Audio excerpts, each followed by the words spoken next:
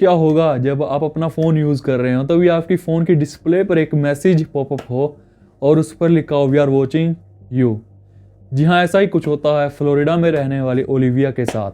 महज 19 वर्ष की ओलिविया अपनी माँ के साथ अकेली रहा करती थी और वो कॉलेज में पढ़ाई करा करती थी। एक दिन ओलिविया कॉलेज में अपने दोस्तों के साथ टाइम स्पेंड कर रही होती है। तभी बातों बातों में उसके कॉलेज के दोस्तों ने उसे इंटरनेट की कुछ चीज़ों के बारे में उसे बताया। ओलिविया के लिए ये सब बातें नई थी, तो ओलिविया ये सब चीज़ें बहुत ध्यान से सुन रही होती है और ओलिविया के दोस्तों ने उसे इंटरनेट की वो सब चीज़ें सर्फ करने के लिए मना भी किया। पर दोस्तों, अक्सर इस एज में आके हमें एक चुल हो जाती है मन में, एक क्रियोसिटी हो जाती है कि ऐसा इसके पीछे क्या है। सेम क्रियोसिटी हो जाती है ओलिविया को भी और ओलिविया पहुंच जाती है इंटरनेट की उस जगह पर जहां की बातें उसने अपने दोस्तों के मुंह से सुनी थी।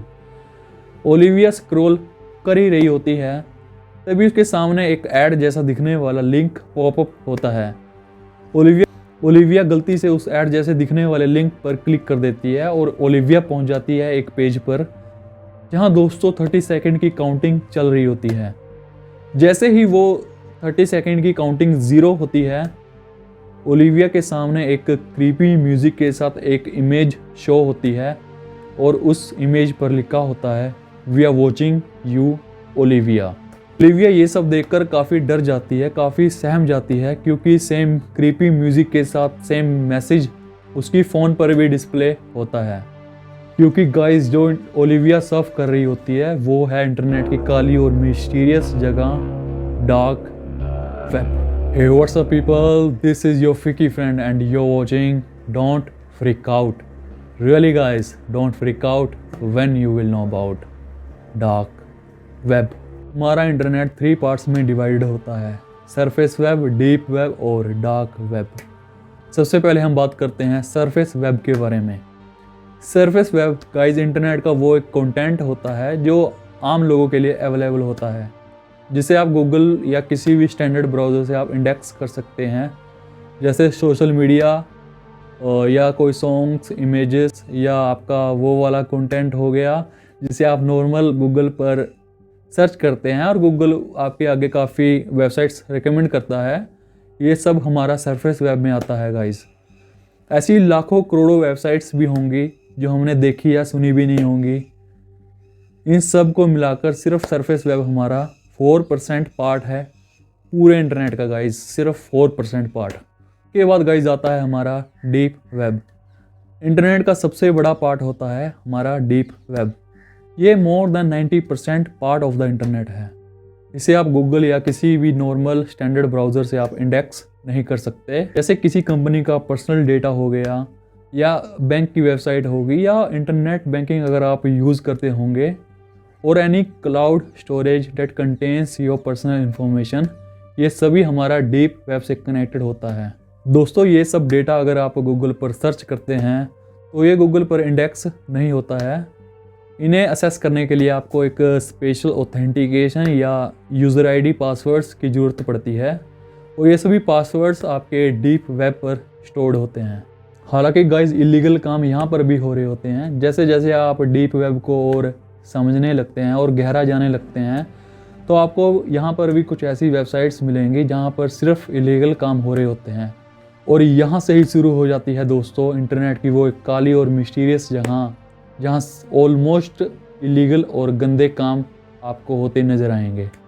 इस जहाँ तक गंदे कामों के बारे में आप सोच सकते हैं, उनसे भी गंदे कामों में आ गया है ये डार्क वेब। ड्रग डीलिंग से लेकर ख़तरनाक हथियारों को यहाँ बेचा या खरीदा जाता है गाइस।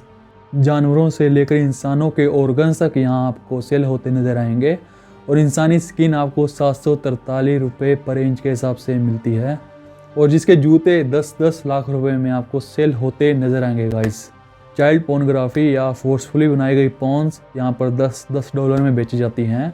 डार्क वेब पर कुछ आपको ऐसे जीनियस हैकर्स नज़र आएंगे जो कुछ पैसों के लिए किसी के भी अकाउंट्स आपके लिए हैक कर देंगे, पर most of them are scammers जो आपका ही पीसी या मोबाइल हैक कर लेंगे और बाद में आपको ही ब्लैकमेल करेंगे। So be aware. ये आपको कम लग रहा है तो आप एक यहाँ पर आप हिटमैन भी हायर कर सकते हैं जो कुछ पैसों के लिए किसी का भी मर्डर कर सकता है। तो आप क्या परेशान हैं अपनी बंदी या बंदे के बेस्ट फ्रेंड से, तो ज़्यादा खुश मत होइए।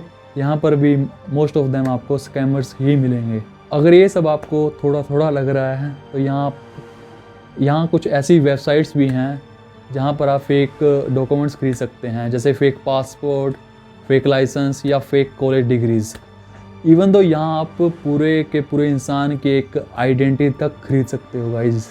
और यहाँ पर जो सेलर्स, बायर्स या कुछ ऐसी इलीगल वेबसाइट्स हैं उन्हें ट्रेस करना भी बहुत मुश्किल होता है, क्योंकि यहाँ पर जो पेमेंट होती है वो बाय बिटकॉइंस होती है। जब गूगल पर इंडेक्स नहीं होता है तो इसके लिए एक स्पेसिफिक ब्राउज़र होता है जो अनियन राउटिंग टेक्नोलॉजी पर चलता है।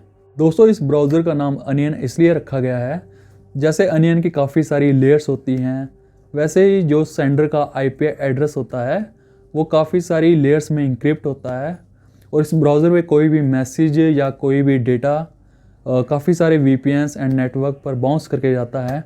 इसकी वजह से डार्क वेब पर इंटरनेट भी थोड़ा स्लो चलता है। दोस्तों, ये क्राइम की कुछ ऐसी जगह है जहाँ अगर आप क्यूरियोसिटी में एक बार गए तो बहुत ज़्यादा चांसेस है कि आप यहाँ फंस जाओ।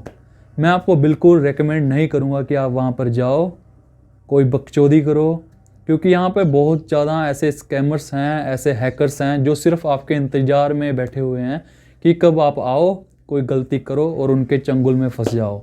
और इसी तरह ओलिविया भी वहाँ फंस चुकी थी।